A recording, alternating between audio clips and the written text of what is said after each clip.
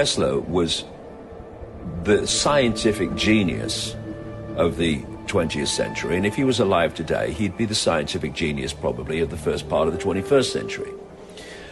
He had understood many things about the nature of our reality.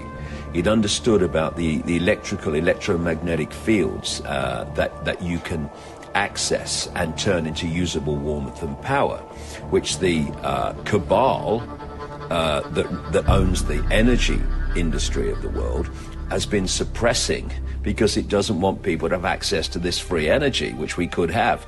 And by the way, the same people who are saying we must lower carbon emissions because of global warming, which is another nonsense, this human-caused global warming lie, they're the same people that are suppressing the development of use of free energy technology, which Tesla developed and understood, which could eliminate the carbon power systems, immediately. What HAARP does is it fires radio waves, very, very focused and very powerful, into the upper atmosphere known as the ionosphere. It entrains, as they say. It gets the ionosphere to vibrate in sympathy with the radio wave. And this creates a situation where this entrainment adds massive, massive, massive power to the original radio wave, and then it's bounced back to Earth, massively greater power, and they can hit a specific spot on the Earth.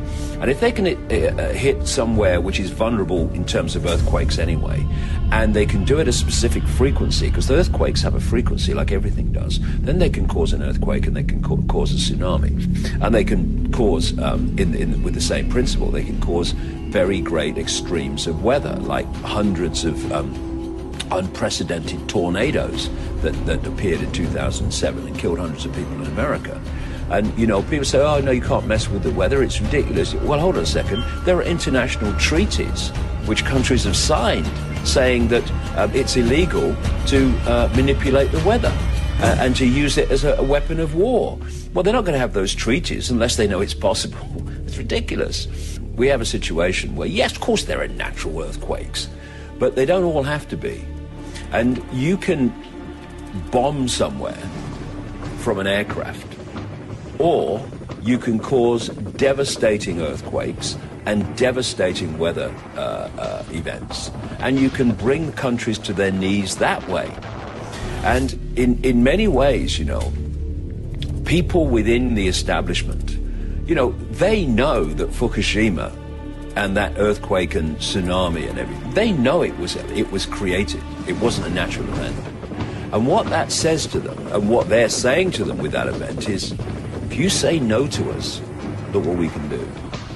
If they want to bring Japan to its knees, they've got to find a way, like they did in with the two, Hiroshima and Nagasaki at the end of the Second World War. But today they would have to find an excuse to send the boys in. Well, they can't find an excuse. So instead of that, we'll go the way that they have, because Japan is over. It's over. The amount of radiation that has been released into the Earth's atmosphere is potentially catastrophic. The amount that's been released in the immediate area around Japan and the wider Japan is unthinkably catastrophic. And people are already starting to go down with the effects of it, and we've seen nothing yet. Well, this is what's happening in the real world because of this technology that they have. And, Tesla, in an interview with the New York Times in the 1940s, I think it was, maybe a bit earlier, he said that he had the technology to split the Earth in half. Then he was producing lightning around his home in New York. The neighbors were calling the police. He was causing kind of mini earthquakes, getting the Earth to shake because of the technology he had, and thousands of windows were breaking before he could switch it off. And Bernard Eastland, the man who applied, first of all, for the patent for the technology that is used in HAARP, based in Alaska, but there's connecting technology all around the world. That's just the main focal point. He mentions Tesla when he's applying for the patent. It's Tesla technology. And if Tesla could, do that devastation he said he could do back in the 1930s and 40s, what the heck can they do now? So you have a situation in 2010 when in the run-up to it, in the years running up to 2010 around Haiti, it was established that there were major resources under the sea in Haiti waters. In 2010, this devastating earthquake brings the end to Haiti. It just so happened, that the American military were having an exercise at exactly the same time that was based on a scenario of reacting to, I think it was a hurricane or something like that, hitting Haiti. And they were down in Florida doing their exercise. And then the earthquake happened and they said, we just switched from exercise to real thing. And they were in there in no time. And if you remember, the aid agencies that were trying to land in Port-au-Prince in Haiti, they were saying, in the immediate days after the earthquake, the American military have taken over the airport, so they're not letting us in. They took the place over. And then along came Clinton and Boyd Bush as the people that were going to front up the Haiti Reconstruction Fund, and then they disappeared, and Haiti, virtually nothing's been done, because the idea was to destroy Haiti, take it over, because then you've got the resources. And you can do that with an earthquake. How are they going to justify destroying Haiti by dropping bombs on it? I mean, they're not going to do it.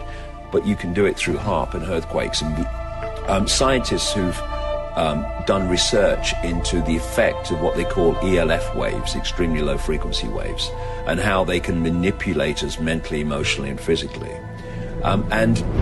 There was one particular area of research into something called the woodpecker signal. People might remember this, when the Soviet Union was found to be broadcasting a signal into the United States. It was called the woodpecker signal because it went like a woodpecker, like that. And what it was doing was broadcasting information in this signal into the United States in an attempt to influence the perceptions and views and thoughts of the population. And what these scientists found is what this woodpecker signal was doing was connecting into the power grid, as they put it, being radiated by the power grid, given greater power.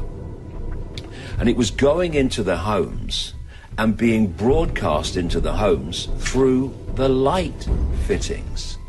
Now, that was a case of hacking in to an electricity grid and light fittings that were not purpose-built to do that. They just hacked into the electricity grid as it has been up to this point.